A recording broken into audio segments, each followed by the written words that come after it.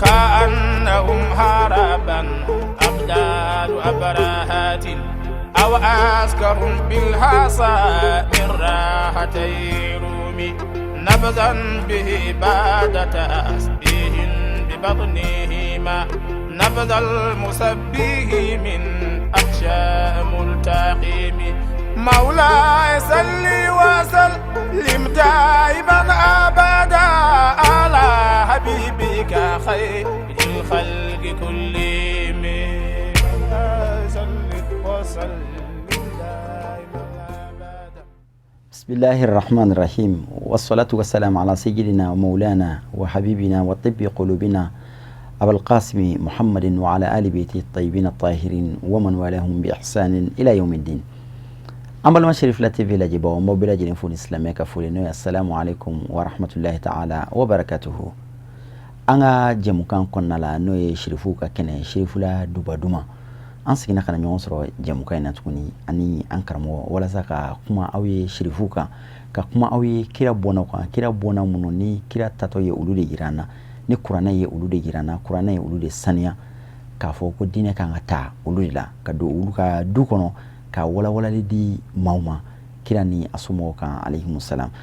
ani ankaramo be nyon fe ali bi noy Sheikh Abu Ja'far Muhammad Jabati amma fay ko assalamu alaikum wa rahmatullahi ta'ala wa barakatuh. Wa alaykum assalam wa rahmatullahi ta'ala wa barakatuh. Sheikh Abu Ja'far an niso jali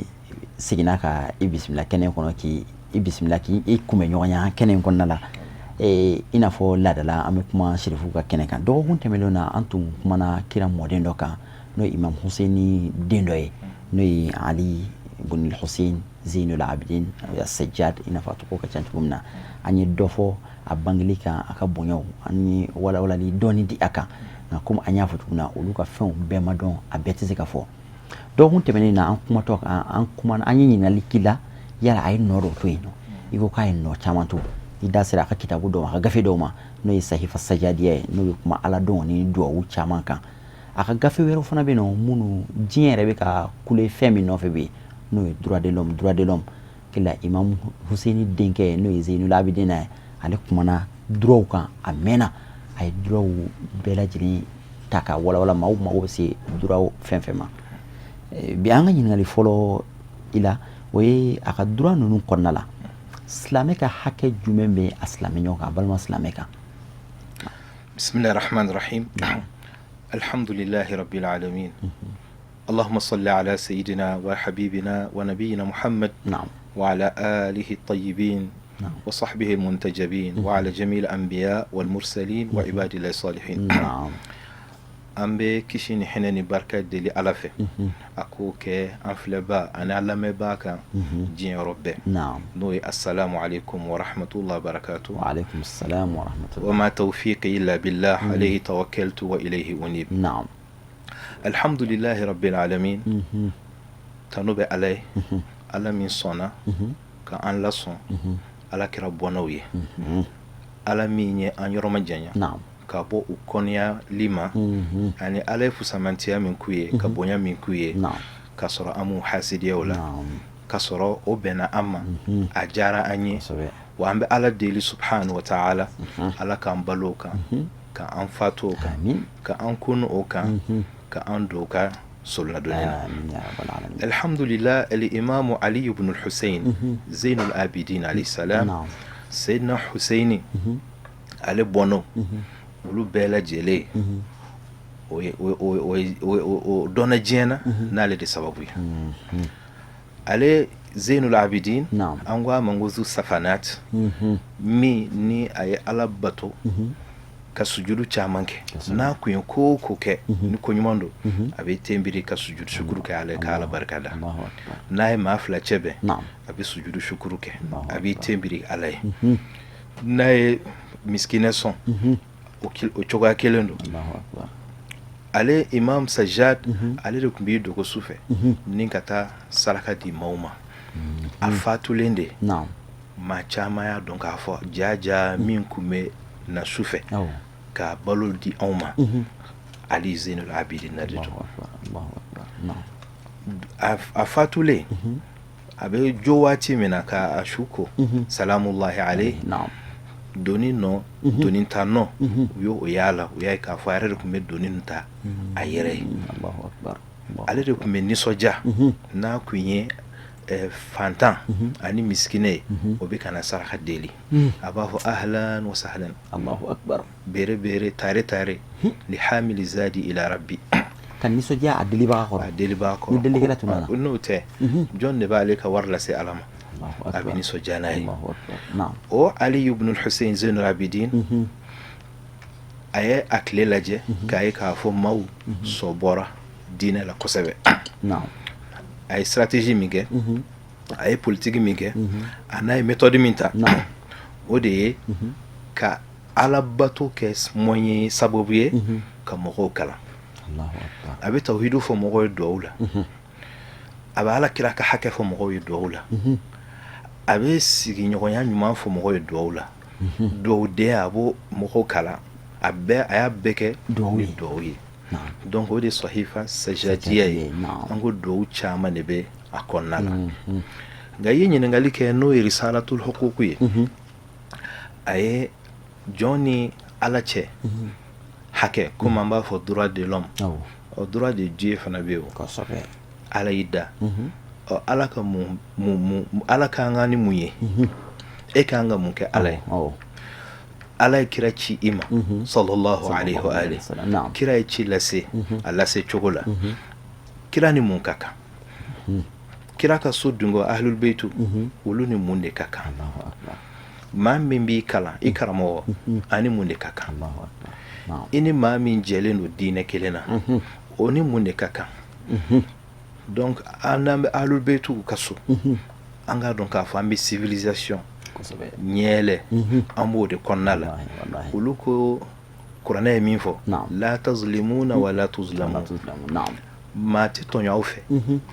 wa ni mawya aw yere fana don mawta fana tonyo yani ante ma tonyo ma tanto islamay resiglendo oka na'am wala kuma la suryala wati chuga yakoso imam zainul abidin alayhi salam ako wa haqqu ahli millatika يا ليت اسلام بكندو الله اكبر اكو حق اهل ملتك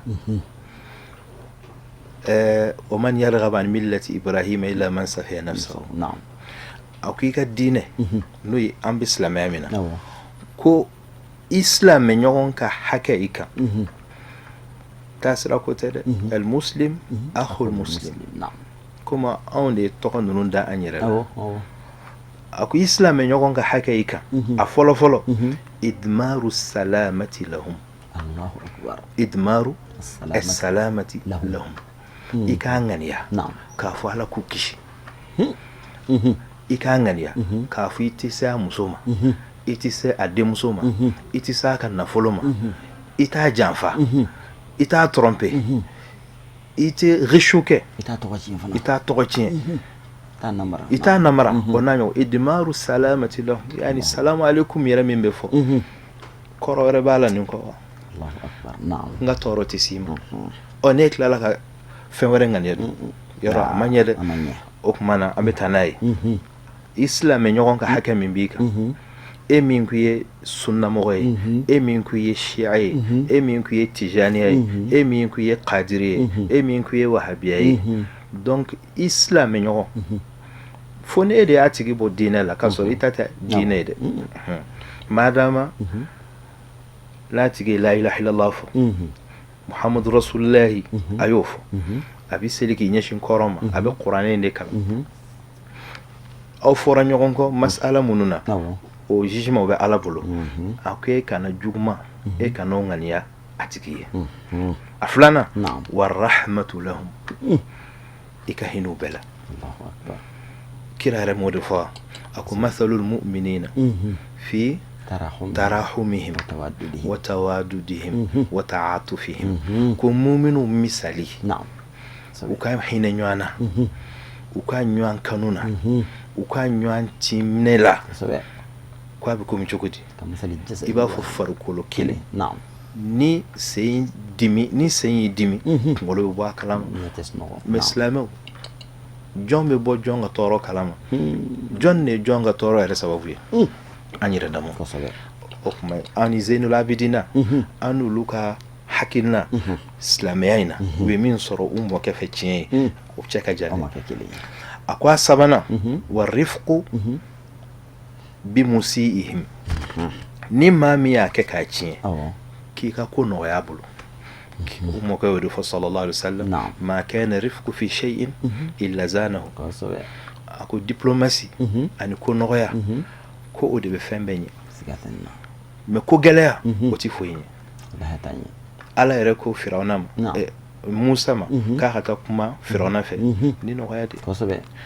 a ko wa ta'allufihim wa istislahihim maa minnu ma kɛ k'a ɲɛ o kɔrɔ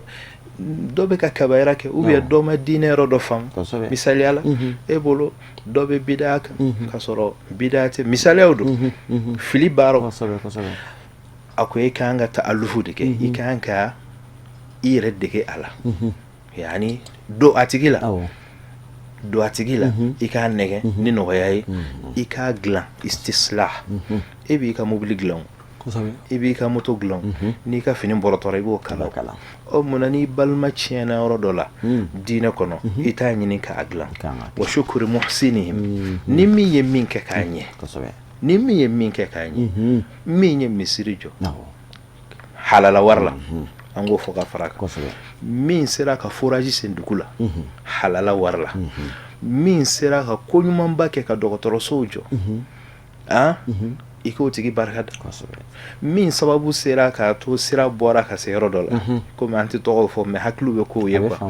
voilà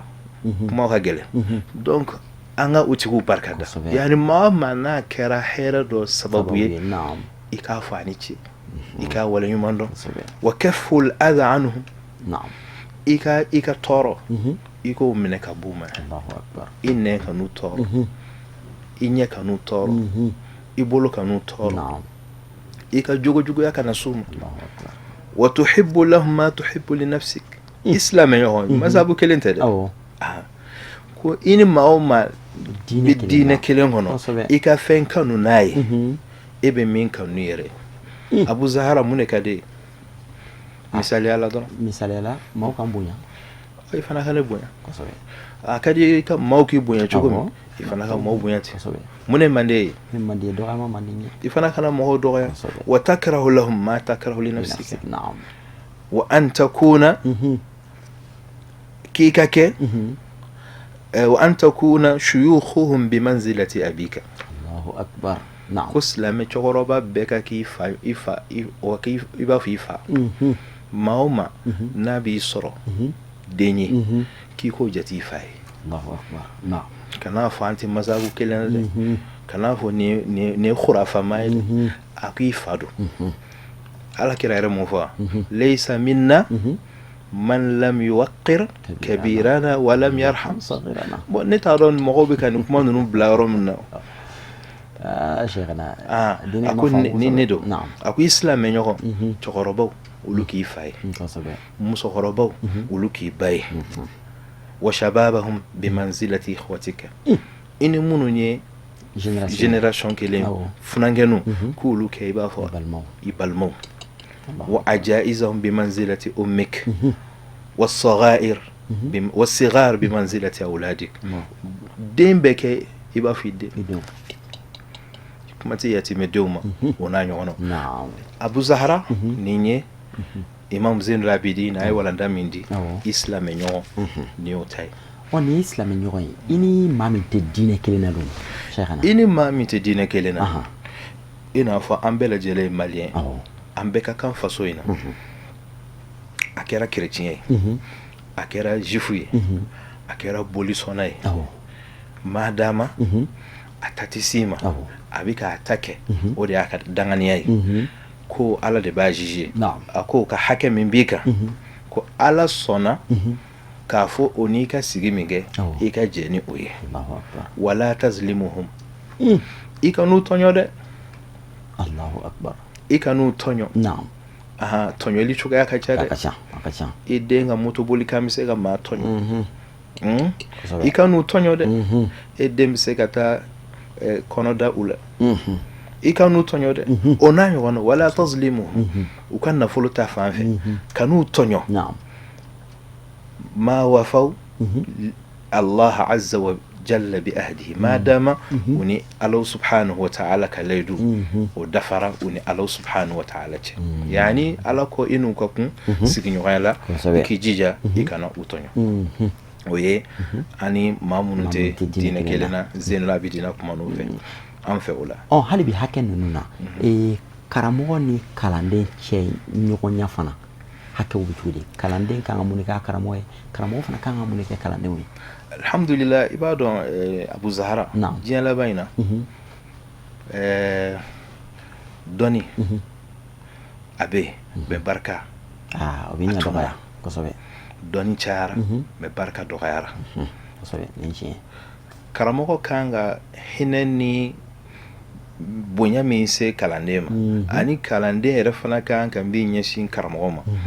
maaw t'o dɔn bilen maaw hakili la k'a fɔ an bɛ kalo sara minnu sara olu dɔrɔn don o tɛ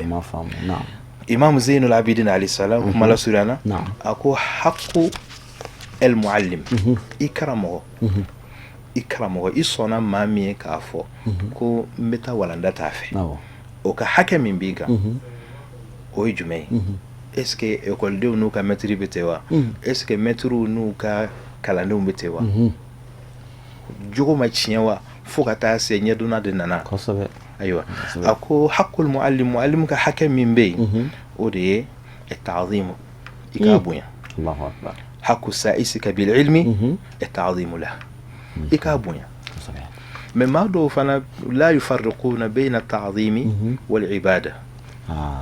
dɔw fana tɛ karamɔgɔ bonya ani karamɔgɔ bato olu m'o dɔn ka bonya kɔnɔ tellement que tawhidu ma faamu olu bolo fo olu nana k'a fɔ ko i k'i ka karamɔgɔ bonya ka n'a bɛna samara don k'a ka samara d'a ye walama k'a bolo sungu dɔw ko k'o bɛɛ ye ibada ye k'o bɛɛ ye mushirikuya ye u m'a faamu dɛ ibada bato ye jumɛn ye o de ye i ka a tigi bila ala ya place la i m'a bila ala ya place la i ko nin de bɛ ala yira n na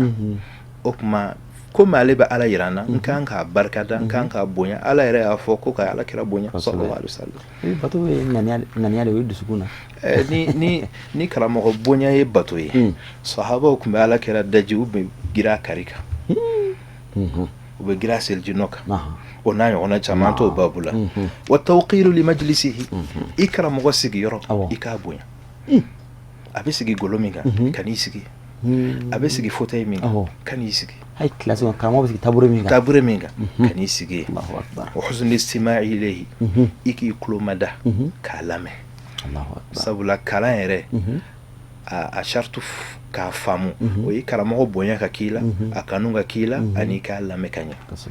wal iqbalu alayhi i k'i concentré i k'i yɛrɛ ɲɛsin a ma a bɛ ka walanda di waati min o k'a sɔrɔ i hakili tɛ fan wɛrɛ fɛ wa alla tarfa alayhi sawtaka kan'i kan yɛlɛ karamɔgɔ kunna i kana foyi jaabi fo ale k'i ɲininka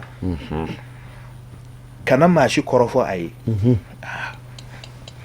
kana karamɔgɔ wɛrɛ kɔrɔfɔ i karamɔgɔ ye k'o ye a ka hakɛ i kan ni maa ye a kɔrɔfɔ walima maa ye a dɔgɔya k'i kana i makun o kan i k'i karamɔgɔ lapasa i k'i karamɔgɔ défense ta wa an tastura uyubahu a lebu i k'o datugu wa tudhhir manaqibahu i bɛ ɲuman minnu dɔn a la o fɔ i karamɔgɔ publicité o tɛ baasi wala tujalis lahu aduwan kana a jugu kɛ i sigiɲɔgɔn ye fiyewu wala tuadi lahu waliyan ani i kana o juguya fa in fa'alta dhalika a ko karamden o kalanden ni e ye nin de kɛ shahida laka malaikatullah bi annaka qasadtahu ko mɛlɛkɛw bɛ kɛ seere ka i nana dɔɔni ɲini tiɲɛ na u b'a ala deli i ye fana Allah subhanahu wa ta'ala min ni a tɛ ban a tɔgɔ la k'a fɔ ko karisa a nana dɔɔni ɲini ala doni di ama o na ɲɔgɔnɔ donc hakul mutaallim maa min fana nana kala ɲini e fɛ Abu Zahra k'i fana ka a ka hakɛ b'i kan dɛ awɔ a ka hakɛ fɔlɔ fɔlɔ e k'a dɔn k'a fɔ ko ala de ye e kɛ qayyiman lahum e de b'i jɔ n'u ye u nana u t'a dɔn awɔ n'u tun b'a dɔn u tɛ na o donc i k'u bonya i ka dɔni min b'i la i ka a d'u ma wa fataha laka min khaza'inihi ala ye dɔni nɔgɔya e ma bɛɛ hakili man di o ala ye dɔni nɔgɔya e ma cogoya min na i b'a sɔrɔ a ma nɔgɔya dɔ ma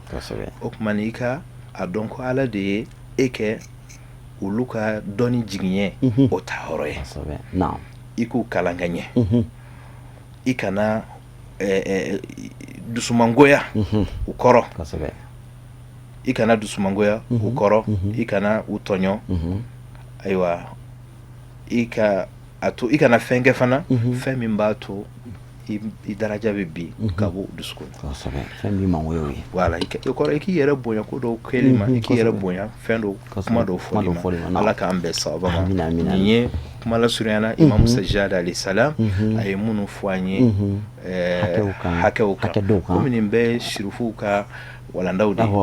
fo an k'a dɔn k'a fɔ nin de tun b'an fɛ yan mais u nana ka o de dɔgɔya Abu Zahra maa min bɛ shehuw bonya ni madrasa karamɔgɔ don n'a bɛ don kuru kɔnɔ i b'a ye kalandenw b'a yɛrɛ bonya mais maa min ko shehu bonya tɛ yen n'a bɛ don kuru kɔnɔ maa tɛ bɔ a kalama dɛ ayiwa o ye taamasiyɛn ye min b'a jira k'a fɔ ko ala bɛ fa min fɛ ala k'an bɛ sababu ma Cheikhana i b'a dɔn hakɛ ninnu an ye misaliya de ta la yɔrɔ sinon kitabuba de dilannen don hakɛ ninnu kan hali hadamaden farikolo n'a farikolo ni ɲɔgɔn cɛ a kumanen don hakɛ bɛɛ lajɛlen kan i ɲɛ ka hakɛ i kan i da ka hakɛ i sinfo hadamaden sinfo bɛɛ ka hakɛ a kan wala bari mais an y'a fɔ cogo min an bɛ kɔkɔrɔli de kɛ dɔrɔn mɔgɔw ka donda yira mɔgɔw la hakila hali bi Zainul Abidin an y'a dɔn sherifu ne ye dɔnnikɛlaw yɛrɛ a delila ka lettre dɔ ci karamɔgɔ dɔ ma ko Zuhuri tun ye Madina fiqhu karamɔgɔba dɔ ye min tun dɔnnen don a hakili la kosɛbɛ a ye lettre dɔ ci o ma a bɛ ka ladilikan dɔw di o ma i bɛ se ka dakuruɲa damadama fɔ an ye o ladilikan ninnu kan walasa an bɛɛ b'an yɛrɛ sɔrɔ ka o ladilikan ninnu kɔnɔ alhamdulillah allahumma salli ala muhammad wa alihi sallim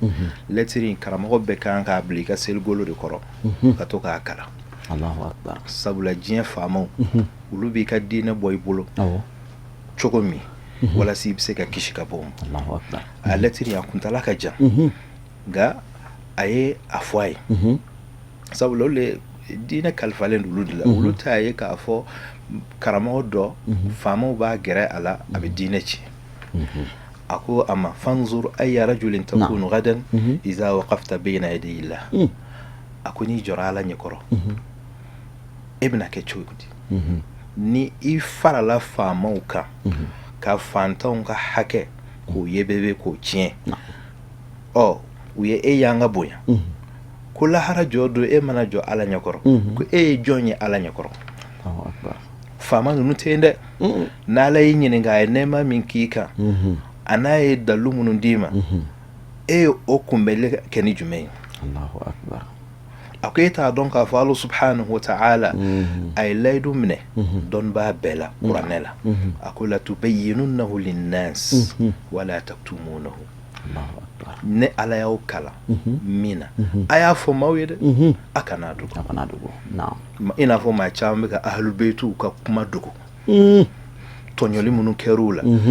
ahlubeytuw ka hadithaw a tɛ fɔ wallahi i n'a fɔ Zainul Abidina ye mun minɛ alakira la jɔn b'a lakale ko a kana dogo dɛ wa'alam a ko a dɔn k'a fɔ anna adna ma katamta wa khaffa ma ihtamalta an anasta wahtata zalim a ko fɛn la dɔgɔma min n'i y'o kungo ta i ni ala cɛ o de ye tɔɲɔlikɛla faama tɔɲɔlikɛla o ɲɛnajɛra n'i ye a y'i gɛrɛ a la e sɔnna a ka wele ma a ko fama akhwafani an takuna tabu bi ithmika gadan ma al khawana ko lahara jɔdo o faama jugu n'o tɔɲɔlikɛlaw u donna donda min fɛ i fana bɛ don o donda fɛ o kuma n'i kɔlɔsi a ko n bɛ min f'i ye ka far'o kan إنك أخذت ما ليس لك ممن أعطاك ودنوت ممن لم يرد على أحد حقا ولم ترد باطلا حين أدناك. يعني وبفهم ديما كيكا حكت وموكا نيروب وشيلي كيمو أولاسكي مو مفنتو كي كولشي.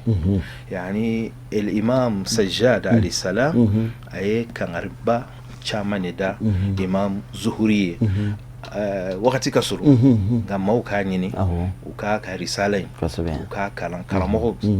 uka to ka dawnya koro ka kalan jinyala bana abe ku ka bana chaman furai wa be ke uka fitne yelenye uni ala glanyala chenyala ubu osora kono alaka ambesa saboma shekana yara nga baran wati la ko dido fanga baro blatu maro la ka dia to mola maro wati nunu ka so ya fo wati la barado sino nunu ka kuma ka cha apema don abeti se ka fa mo de fotu mobe na don don mi fala do wala sa hakli ka shoro ro sora shekna kuma la ba yoro la ami an fleba o belajini la ni sodia ka ko shirf la duba jemuka kon ni sodia le don ko sobe ka sabu ke shirf la duba jemuka kalo dama bara ko fe ala e bunya masigi bado ke aye min kera shirfu ka dufe no yi ambalonso haja madam Traoré e madam Haidara Fatmata Traoré ambada ale Fatmatu Zahra ka kenesigi samosa bangoni jangine bula ale diplôme de reconnaissance di jemukaima ko jemukai me wuli ka jomina ala kira sumo ko folila ala kira sumo labolila ala kira sumo mankutu folila ale sekra bunya masigi mi ko ke jemukanye we ningafinye no e awnyebe attestation mina ko ka di jemukaima chef la duba anni sodialu na anfana ba abunya masigi ke anfle ba o belajele ka abunya da ukoro ka ni do ke adibay